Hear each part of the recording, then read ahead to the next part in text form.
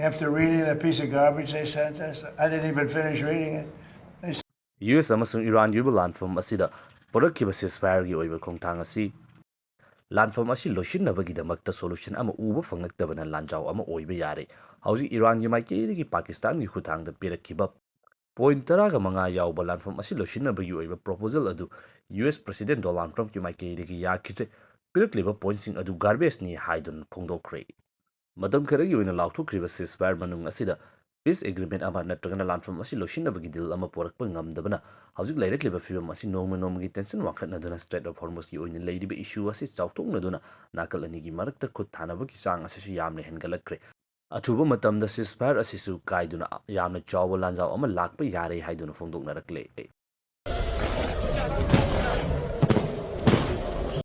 Iran ki Supreme Leader Ayatollah Ali Khamenei US amasung Israel na hatpadagi US amasung Iran gi oina lakhiba lanfam asi matam kuina makal makha kya gi yamna kanba military operation kya ama chathanaduna nakal animakta achauba lanfam ama thengnaruba matungda lanfam asida lakliba achauba mangjaba kyasing asi yengduna nakal animaki maikei gi lanfam asi atuba matamda loshinnabagi damakta ceasefire ama lautoklaba matungda peace deal ama porangnabagi damakta yamna kanna honaduna lakhibani masigi marakta khuthanaba asi leplure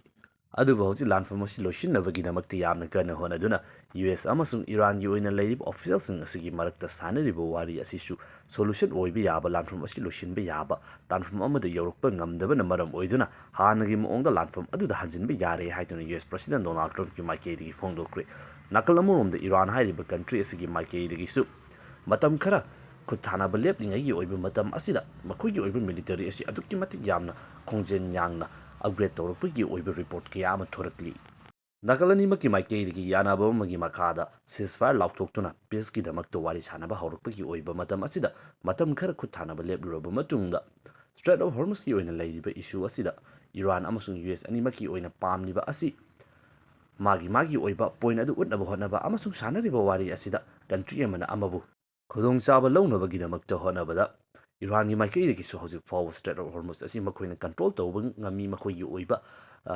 sovereign right ni haiduna aduma control tawsinduna makhoina yaba jahaz khaktamak thaduna thamli madugi counter da amu USA gi maikei digi su ceasefire power triba fawba gi oiba manung asida anauba operation freedom ga loinana makhoigi oiba tongan lambi ama yeklaba matungda makhoigi oiba jahaz sing thagani haibaga loinana Iran gi oina leiriba jahaz amasung makhoigi oina leiriba economic ki oiba activity khudingwa asi thingjinnabagi damakta naval blockade ama chataduna laklibani hauzik sanariba wari asida USA gi maikei digi su handokpa leite Iran gi maikei digi su US na handoktribagi mathakta hena aggressive oiba mong ama khakta pistok asi chathabagi oiba thodok kya ama leiri matam kuina chataduna lakliba peace ki oiba negotiation asida USA gi maikei digi thamlakhiba condition adubu Iran na amata yaroi haiduna kariguma US na lanfam asi loshinba pamlagadi matam chumbagi oina everlasting solution ama pamba taragadi makhoina pirakliba point asi yaw haiduna mediator oiba Pakistan hairiba country isiki kuthangda Iran gi oiba point 15 yawba condition khara thamlakhibani hairiba condition sing asi USA ki maikei digi kaidonungda yaba ngamloidaba condition kaya ama yawbuna hauji US President Donald Trump na pirakliba makhoigi oiba point sing adu garbage ni haiduna yaba ngamloi military operation chathaba hauragani haiduna phongdorakliba asini Sathariba negotiation asida Iran gi maikei digi thamlakliba point asida yawrba maru oiba point khara haiba taragadi ihan hanbadi yamna kanna muknariba lanjaw ama oiriba Strait of Hormuz asi Iran gi oiba sovereign territory ni haiduna US na sakangadabani haiba wafam asini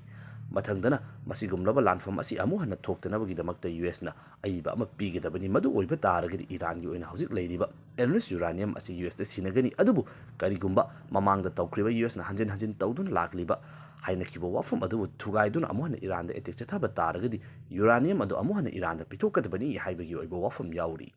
masida sunatana hauji USA gi maikei gi thamjilaba sanction khudingmak loinama handoktuna Iran gi oina leiriba US da freeze tawchinduna US na fajin khrab assets sing asisu loinama handokadabani khwaidigi maru oina hauji songnariba lanfam asi US na hauduna Iran gi supreme leader hatduna haurukiba lanfam nina songnariba lanfam asida Iran gi oina mang takriba misam kaya ama sikriba khudingma asigi oina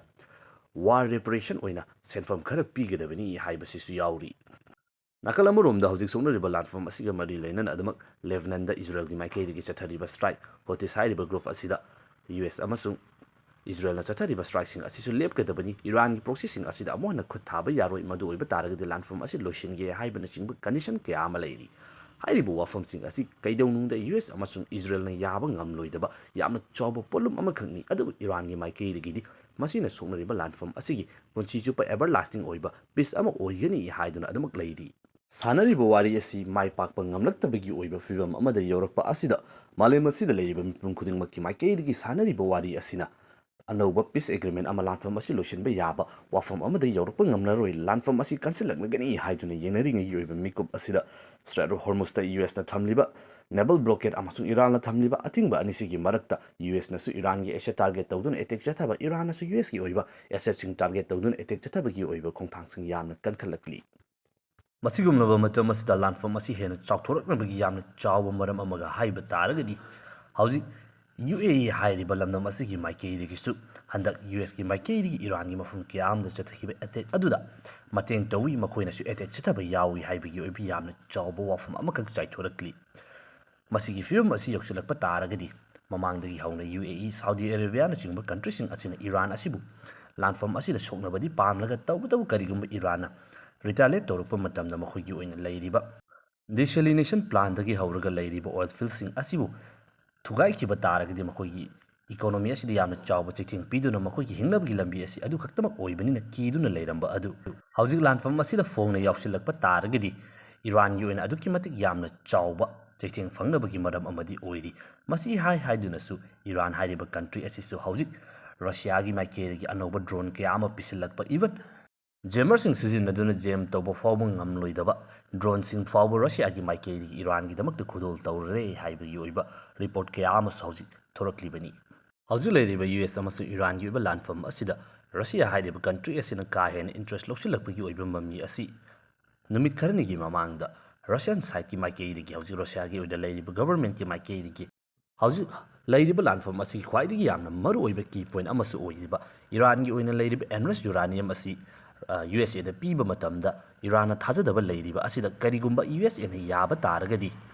Iran gi oina leiriba enriched uranium asi Russia hairiba country asigi maikeidagi loksilaba matungda makoina safe oina thamge haibagi oiba proposal fawba thamlakhiba leikrabani hairiba wafam asi USA na kaidawnungda yaroi haibasidi mipum khudimana loina khangnaduna leiraba wafamni adubu Russia gi maikeidagi landform asida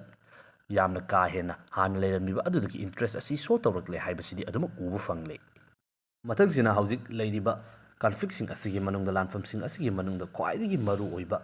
point ama oiba haiba taragadi hauzik leiriba Strait of Hormuz asigi oiba athingba asini Iran gi maikeidagi su masibu control tawduna hauzik thingwa leptre US na su naval blockade chathaduna Iran gi oiba possession amata charhandana leiri adubu masigumba matam asida Iran gi maikeidagi hanjin fongdoktuna lakiba Strait of Hormuz asi makoigi oiba sovereign territory amakhakni maram aduna masi fawba matamda makoina kushi tawgani haibadi makoina yaba mi khaktamak thagani haibagi oiba wafam adubu chapchana thabakto ontoraknabagi damakta hauzik Strait of Hormuz ki oina chathok chasin tawriba jahasing asida toll system ama poraktuna makoida paisa kahanbagi oiba system ama lakhanabagi damakta sem saba haukrabani nakal amoromda US na hangdu u haina tawringagi oiba matam asida Iran na toll system gumba ama poraknabagi damakta honarakliba asi hauzik leiriba landform asida Iran na USA asi karimata kide kaidawnungda nonjaroi haibagi oiba signal amadi yamna chawna thari USA na thamlakpa condition amata yadana makoina condition kaya ama thamjilakliba asina chapchaba khudam amasu oiribani